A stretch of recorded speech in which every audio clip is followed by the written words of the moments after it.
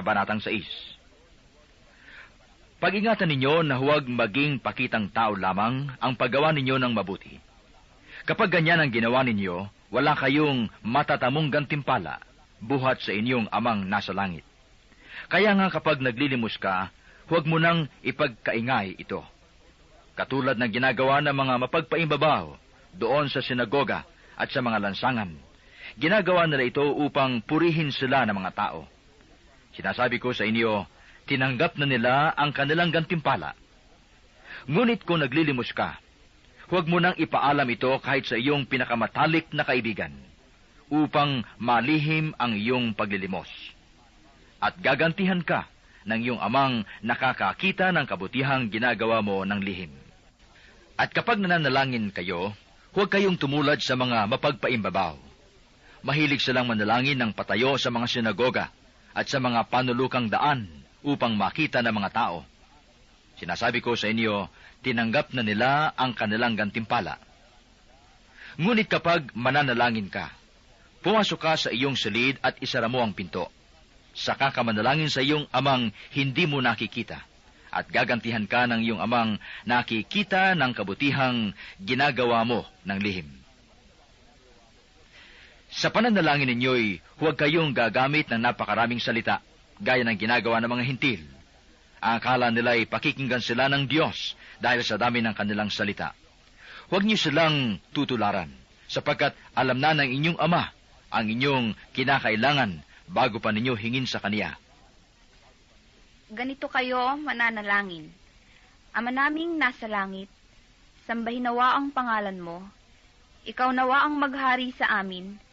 Sundin nawa ang iyong kalooban dito sa lupa tulad ng sa langit. Bigyan mo kami ng pagkaing kailangan namin sa araw na ito, at patawarin mo kami sa aming mga kasalanan, tulad ng aming pagpapatawad sa mga nagkakasala sa amin. At huwag mo kaming iharap sa mahigpit na pagsubok, kundi ilayo mo kami sa masama. Sapagkat iyo ang kaharian, at ang kapangyarihan, at ang kapurihan, magpakailanman. Amen. Sapagkat kung pinatatawad ninyo ang mga nagkakasala sa inyo, patatawarin din kayo ng inyong amang nasa langit. Ngunit kung hindi ninyo pinatatawad ang mga nagkakasala sa inyo, hindi rin kayo patatawarin ng inyong Ama.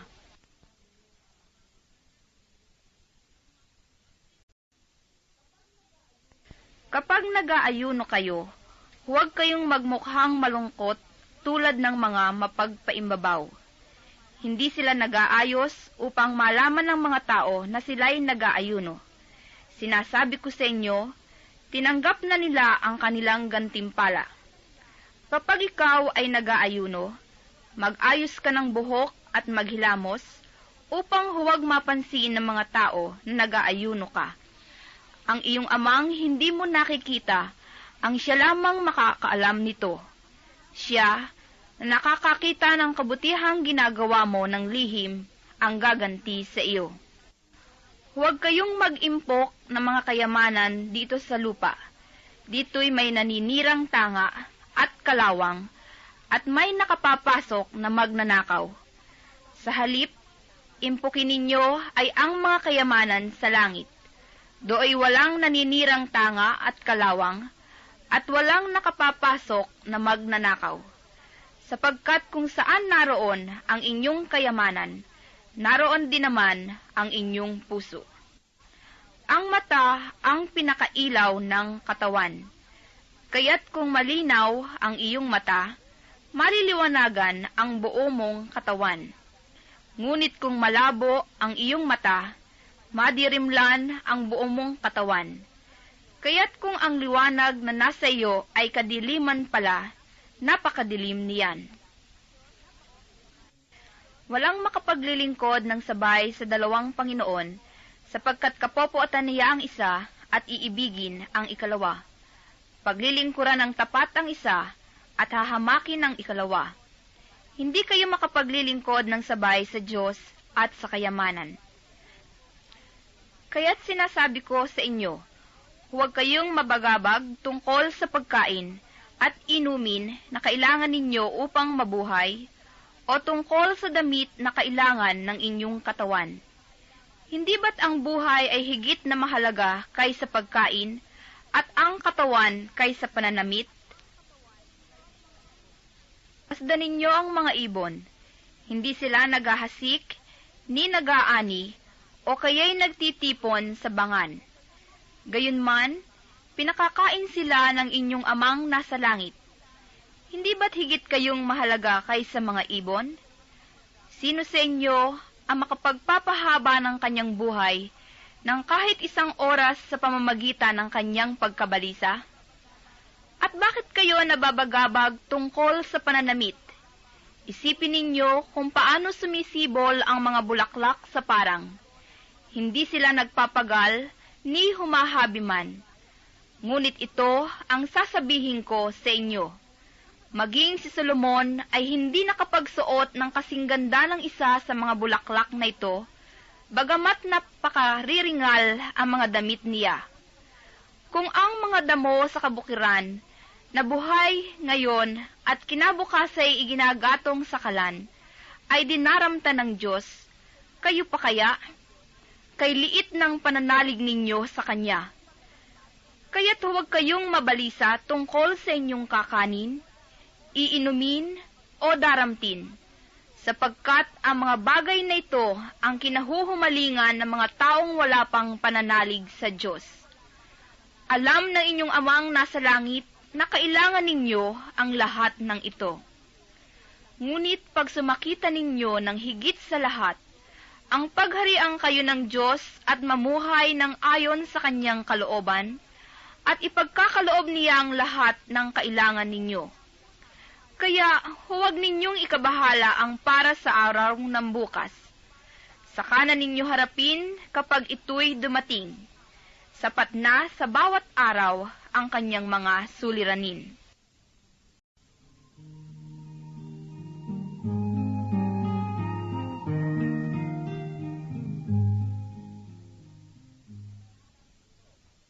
Kabanatang 7. Huwag ninyong hatulan ang inyong kapwa upang hindi kayo hatulan ng Diyos. Sapagkat hahatulan kayo ng Diyos ayon sa hatol na inihahatol ninyo sa iba. Ang panukat ninyo sa iba ay siya ring ipanunukat sa inyo. Bakit mo nakikita ang puwing sa mata ng iyong kapatid, ngunit hindi mo pinapansin ang puwing mong gatahilan sa iyong mata? Paano mong masasabi sa iyong kapatid, halika't aalisin ko ang puwing mo, gayong gatahilan ang nasa mata mo? Mapagpaimbabaw. Alisin mo muna ang puwing na gatahilan, at sa gayoy makakakita kang mabuti, at maalis mo ang puwing ng iyong kapatid. Huwag ninyong ibigay sa aso ang bagay na banal, sapagkat kayo'y babalingan at lalapain nila pagkatapos. Huwag ninyong ihagi sa baboy ang inyong mga perlas, sapagkat yuyurakan lamang nila ang mga iyon. Humingi kayo, at kayo'y bibigyan. Humanap kayo, at kayo'y makasusumpong. Kumatok kayo, at ang pinto'y bubuksan para sa inyo.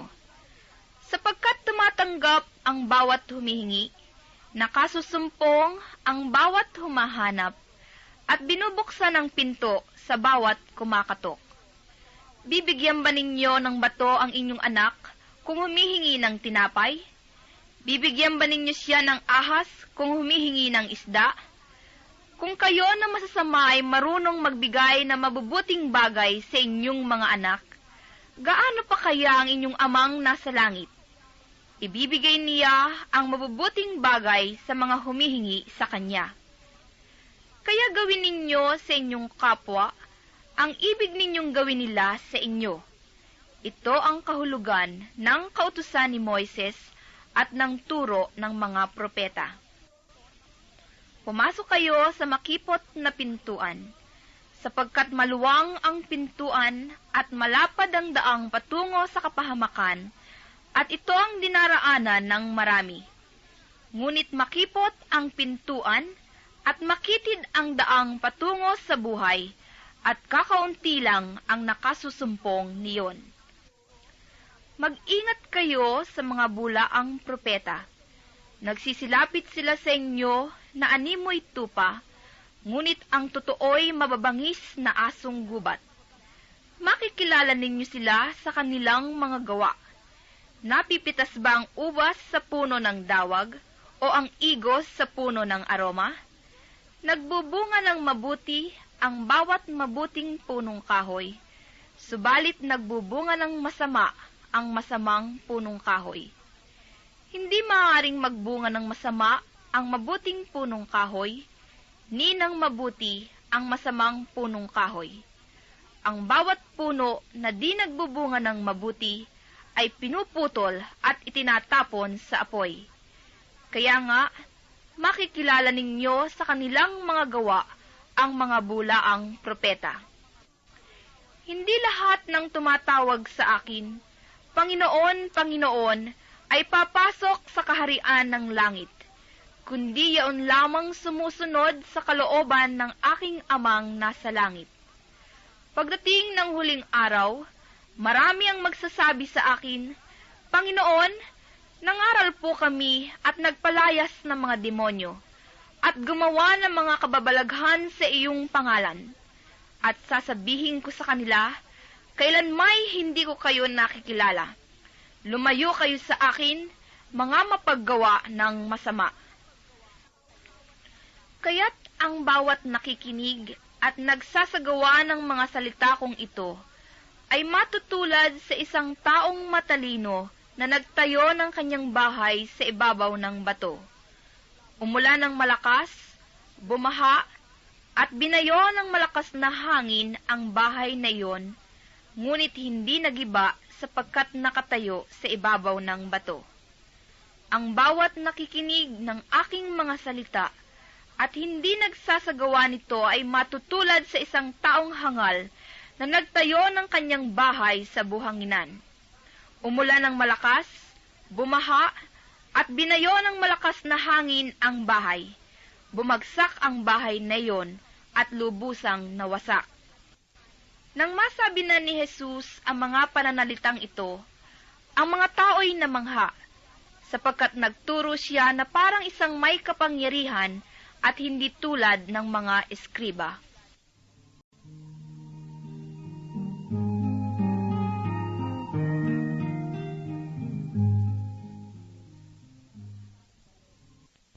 Kabanatang 8. Nang makababa si Jesus mula sa bundok, sinundan siya ng napakaraming tao.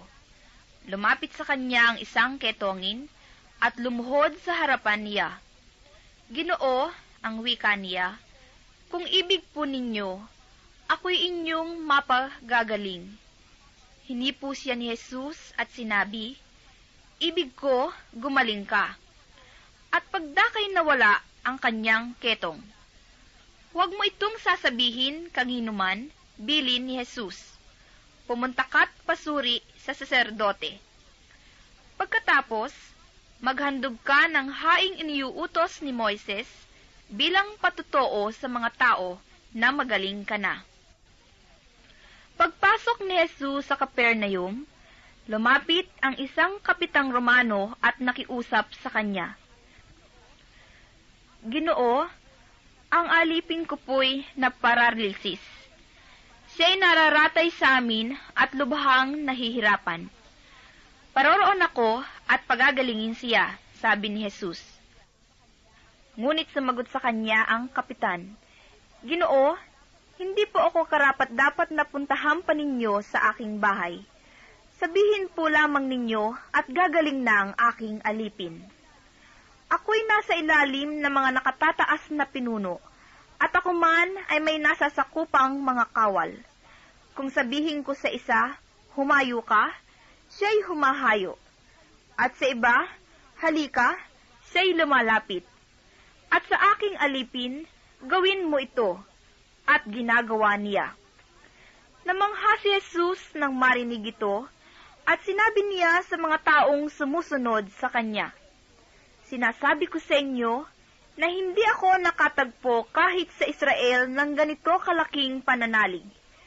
Tandaan ninyo, marami ang darating buhat sa silangan at kanluran, at dudulog sa hapag na kasalo nina Abraham, Isaac, at Jacob sa kaharian ng langit. Ngunit marami sa lipi ng Israel ang itatapon sa kadiliman sa labas.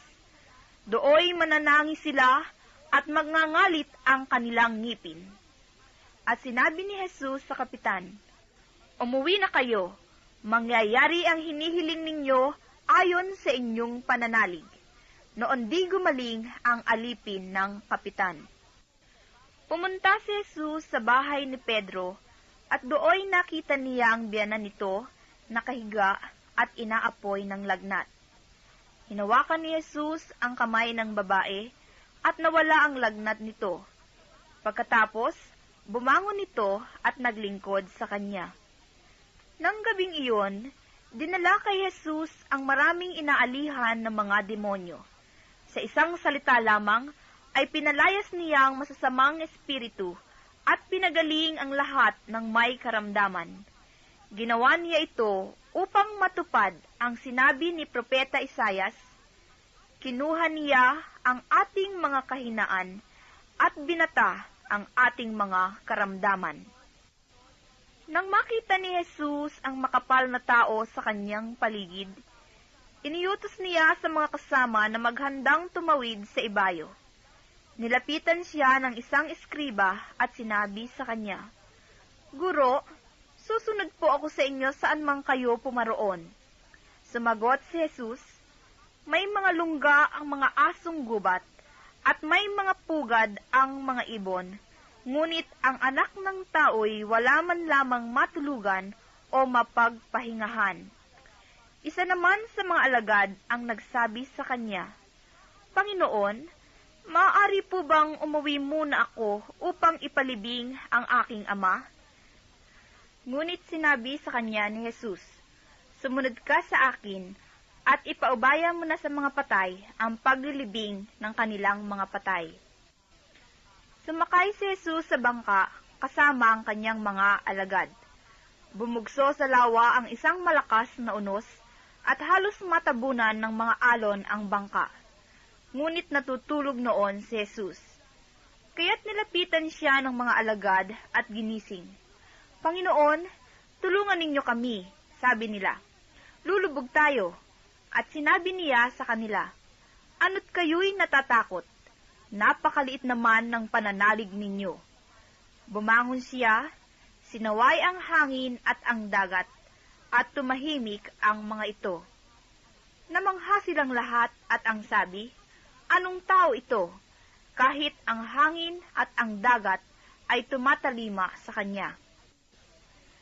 Nang dumating si Jesus sa ibayo, sa lupain ng mga Gadareno, sinalubong siya ng 2 lalaking galing sa libingan.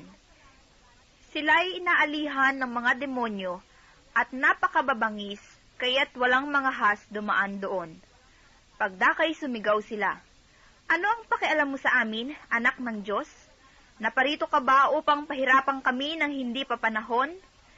Sa di kalayuan ay may malaking kawan ng baboy na nanginginain, at namanhik sa kanya ang mga demonyo. "Kung kami palalayasin mo, bayaan mo kaming pumasok sa mga baboy na iyon." Sinabi ni Jesus, "Humayo kayo." Kaya't lumabas sila sa 2 lalaki at pumasok sa mga baboy. Ang buong kawan ay biglang sumibad ng takbo tungo sa bangin, nahulog sa lawa at nalunod. Patakbong umuwi ng bayan ang mga tagapag-alaga ng kawan, at pagdating doon ay ipinamalita ang lahat ng bagay, pati ang nangyari sa mga inalihan ng demonyo. Kaya't lumabas ang buong bayan upang salubungin si Jesus. Pagkakita sa kanya, ipinamanhik nilang siya'y umalis sa kanilang lupain.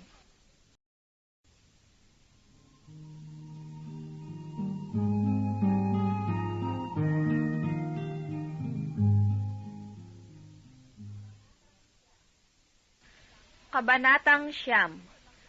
Sumakay si Jesus sa bangka, tumawid sa kabilang ibayo at tumuloy sa sariling bayan. Pagdating niya roon, dinala sa kanya ng ilang katao ang isang paralitikong nakaratay sa kanyang higaan. Nang makita ni Jesus kung gaano kalaki ang kanilang pananalig, sinabi niya sa paralitiko, "Anak, lakasan mo ang iyong loob. Pinatatawad ka na sa iyong mga kasalanan." Isinaloob ng ilang eskribang naroon, nilalapastangan ng taong ito ang Diyos. Ngunit batid ni Jesus ang kanilang iniisip, kaya't sinabi niya, "Bakit kayo nag-iisip ng ganyan? Alin ba ang mas madali? Ang sabihing, ipinatatawad na ang mga kasalanan mo, o ang sabihing, tumindig ka at lumakad? Patutunayan ko sa inyo na dito sa lupa ang anak ng tao'y may kapangyarihang magpatawad ng mga kasalanan." At sinabi niya sa paralitiko, "Tumindig ka, dalhin mo ang iyong higaan, at umuwi ka." Tumindig nga ang lalaki at umuwi. Nang makita ito ng mga tao, sila'y natakot at nagpuri sa Diyos na nagbigay ng ganitong kapangyarihan sa mga tao. Umalis si Jesus sa lugar na iyon. Sa kanyang paglakad, nakita niya ang isang taong ang pangalay Mateo. Nakaupo ito sa paningilan ng buwis. Sinabi ni Jesus sa kanya, "Sumunod ka sa akin." Tumindig si Mateo at sumunod sa kanya. Nang si Jesus at ang kanyang mga alagad ay nasa bahay ni Mateo, dumating ang maraming publikano at mga makasalanan, at sila'y magkakasalong kumain. Nang makita ito ng mga Pariseo, tinanong nila ang kanyang mga alagad, "Bakit sumasalo sa mga publikano at sa mga makasalanan ang inyong guro?" Narinig ito ni Jesus at siya ang sumagot, "Ang mga may sakit ang nangangailangan ng manggagamot, hindi ang mga walang sakit. Humayo kayo at unawain ninyo ang kahulugan nito. Habag ang ibig ko at hindi hain, sapagkat naparito ako upang tawagin ang mga makasalanan, hindi ang mga banal." Lumapit kay Jesus ang mga alagad ni Juan Bautista at ang wika, "Malimit kaming mag-ayuno, gayon din ang mga Pariseo. Bakit po hindi nag-aayuno ang inyong mga alagad?" Sumagot siya, "Maaari bang magdalamhati ang mga panauhin sa kasalan habang kasama nila ang lalaking ikinasal? Kapag wala na siya, saka pa lamang sila mag-aayuno. Walang nagtatagpi ng bagong kayo sa isang lumang kasuotan, sapagkat mababatak nito ang tinagpian at lalong lalaki ang punit. Wala ring nagsisilid ng bagong alak sa lumang sisidlang balat. Kapag gayon ang ginawa, puputok ang balat, matatapon ang alak, at mawawasak ang sisidlan.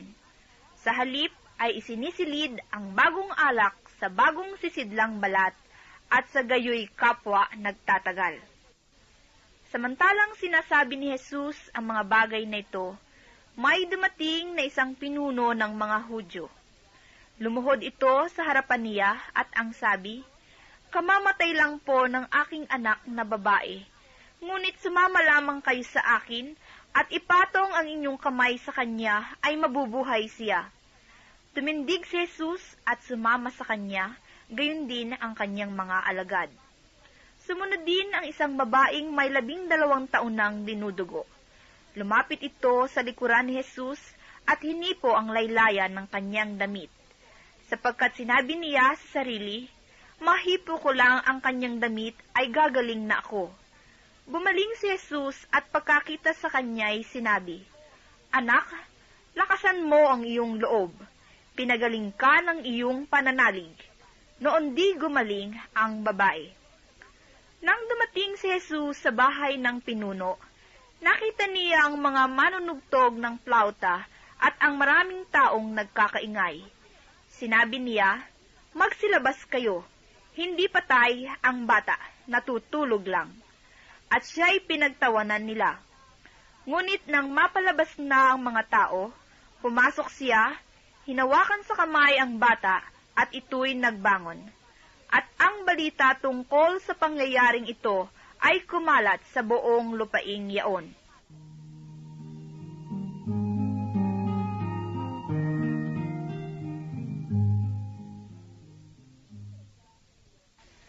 Pag-alis ni Jesus sa lugar na iyon, sinundan-sundan siya ng 2 lalaking bulag. Sumisigaw sila na ang wika, "Anak ni David, mahabag kayo sa amin." Pagpasok ni Jesus sa bahay, lumapit sa kanya ang mga bulag. Tinanong sila ni Jesus, "Naniniwala ba kayo na magagawa ko ito?" "Opo, Panginoon," sagot nila. At hinipo niya ang kanilang mga mata at sinabi, "Mangyari sa inyo ang ayon sa inyong paniniwala." At nakakita na sila. Mahigpit na ipinagbilin sa kanila ni Jesus na huwag sasabihin ito kanginuman. Ngunit nang sila'y makaalis, ibinalita nila sa buong lupaing yaon ang ginawa sa kanila ni Jesus. Pagkaalis nila, dinala kay Jesus sa isang piping inaalihan ng demonyo.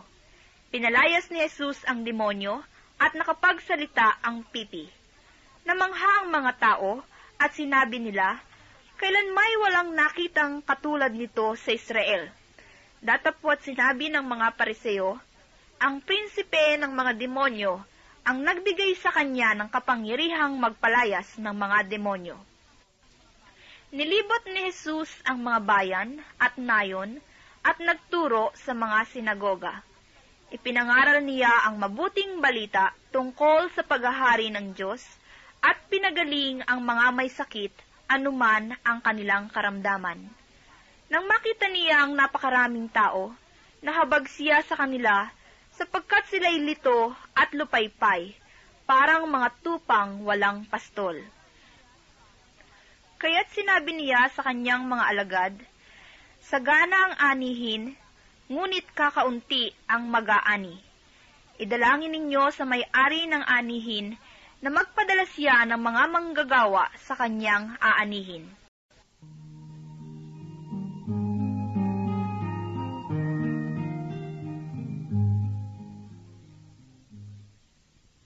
Kabanatang 10. Tinipon ni Jesus ang 12 alagad at binigyan ng kapangyarihang magpalayas ng masasamang espiritu at magpagaling ng mga may karamdaman. Ito ang pangalan ng 12 apostol: si Simon na tinatawag na Pedro at si Andres na kanyang kapatid, sina Santiago at Juan na mga anak ni Zebedeo, sina Felipe at Bartolome, si Tomas, at si Mateo na publikano, si Santiago na anak ni Alfeo, at si Tadeo, si Simong Makabayan, at si Judas Iscariote ang nagkanulo kay Jesus. Ang 12 ito'y sinugo ni Jesus at kanyang pinagbilinan. Huwag kayong pupunta sa lugar ng mga hentil o sa alinmang bayan ng mga Samaritano. Sa halip, ay hanapin ninyo ang mga nawawalang tupa ng sambahayan ng Israel. Humayo kayo at ipangaral ninyo na malapit nang maghari ang Diyos. Pagalingin ninyo ang mga may sakit at buhayin ang mga patay. Pagalingin ninyo ang mga ketongin at palayasin ang mga demonyo. Yamang tumanggap kayo ng walang bayad, magbigay naman kayo ng walang bayad. Huwag kayong magdala ng salapi, maging ginto, pilak o tanso sa inyong mga lukbutan. Huwag din kayong magdala ng supot sa inyong paglalakbay, ni bihisan, pampalit na panyapak o tungkod, sapagkat ang manggagawa ay may karapatan sa kanyang ikabubuhay. At saan mang bayan o nayong kayo dumating, humanap kayo ng taong karapat-dapat pakituloyan at manatili kayo roon habang kayo'y nasa lugar na iyon. Pagpasok ninyo sa bahay, sabihin ninyo, "Maghari nawa ang kapayapaan sa bahay na ito." Kung karapat-dapat ang mga tao sa bahay na iyon, panatilihin ninyo sa kanila ang inyong bati. Ngunit kung hindi, bawiin ninyo ito. At kung ayaw kayong tanggapin o pakinggan sa isang tahanan o bayan, umalis kayo roon at ipagpag ang alikabok ng inyong mga paa. Sinasabi ko sa inyo na sa araw ng paghukom ay higit na mabigat ang ipaparusa sa mga tao sa bayang yaon kaysa dinanas ng mga taga-Sodoma at taga-Gomora. Ngayon, sinusugo kayo na parang mga tupa sa gitna ng mga asong gubat. Maging matalino kayo, gaya ng mga ahas, at matapat, gaya ng mga kalapati. Mag-ingat kayo, sapagkat may mga taong magkakanulo sa inyo sa mga hukuman, at hahagupitin nila kayo sa mga sinagoga. Dahil sa akin, ihaharap kayo sa mga gobernador at mga hari, at magpapatutuo kayo sa harapan nila at ng mga hintil. Kapag nililitis na kayo, huwag kayong mabalisa tungkol sa sasabihin ninyo o kung paano ninyo sasabihin. Pagdating ng oras, ito'y pagkakaloob sa inyo. Sapagkat hindi kayo magsasalita kundi ang Espiritu ng inyong Ama ang magsasalita sa pamamagitan ninyo. Ipagkakanulo ng kapatid ang kanyang kapatid upang ipapatay. Gayun din ang gagawin ng ama sa kanyang anak. Lalabanan ng mga anak ang kanilang mga magulang at ipapapatay. Kapupuotan kayo ng lahat dahil sa akin, ngunit ang manatiling tapat hanggang wakas ang siyang maliligtas. Kapag inuusig nila kayo sa isang bayan, tumakas kayo sa kasunod. Sinasabi ko sa inyo, hindi pa ninyo napupuntahan ng lahat ng bayan ng Israel, ay darating na ang anak ng tao. Walang alagad na higit kaysa kaniyang guro, at walang aliping higit sa kaniyang Panginoon. Masiyahan ang alagad na matulad sa kaniyang guro, at ang alipin na matulad sa kaniyang Panginoon.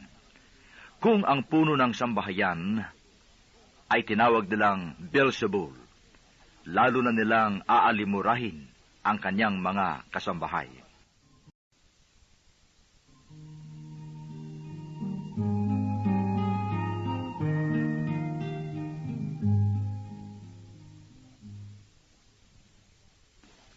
Kaya huwag kayong matakot sa kanila.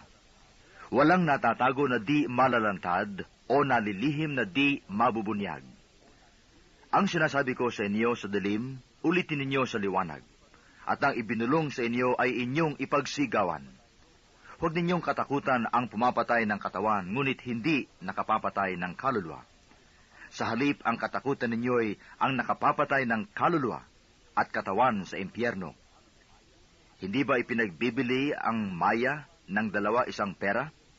Gayunman, kahit isa sa kanila'y hindi nahuhulog sa lupa kung hindi kalooban ng inyong Ama. Maging ang buhok ninyo'y bilang na lahat. Kaya huwag kayong matakot, higit kayong mahalaga kaysa libu-libong maya. Ang sinumang kumilala sa akin sa harapan ng mga tao ay kikilanlin ko rin naman sa harapan ng aking Amang nasa langit. Ngunit ang magtatwa sa akin sa harapan ng mga tao ay tatatwa ko rin naman sa harapan ng aking Amang nasa langit. Huwag ninyong isiping na parito ako upang magdala ng kapayapaan sa lupa. Naparito ako upang magdala ng tabak, hindi kapayapaan.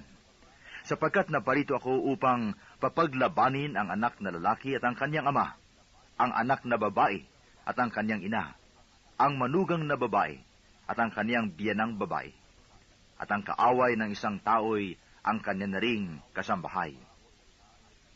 Ang umiibig sa ama o sa ina ng higit sa akin ay hindi karapat-dapat sa akin. Ang umiibig sa anak na lalaki o babae ng higit sa akin ay hindi karapat-dapat sa akin. Ang hindi nagpapasa ng kanyang krus at sumusunod sa akin ay hindi karapat-dapat sa akin. Ang nag-iingat ng kanyang buhay ay siyang mawawalan nito, at ang nawawalan ng kanyang buhay dahil sa akin ay magkakamit nito. Ang tumatanggap sa inyo ay tumatanggap sa akin, at ang tumatanggap sa akin ay tumatanggap sa nagsugo sa akin. Ang tumatanggap sa isang propeta dahil sa siya'y propeta ay tatanggap ng gantimpala ukol sa propeta. At ang tumatanggap sa isang taong matuwid dahil sa siya'y matuwid ay tatanggap ng gantimpalang nauukol sa taong matuwid. Ang sinumang magbigay ng kahit isang basong tubig na malamig sa isa sa maliit na ito, dahil sa ito'y alagad ko, tinitiyak ko sa inyong tatanggap siya ng gantimpala.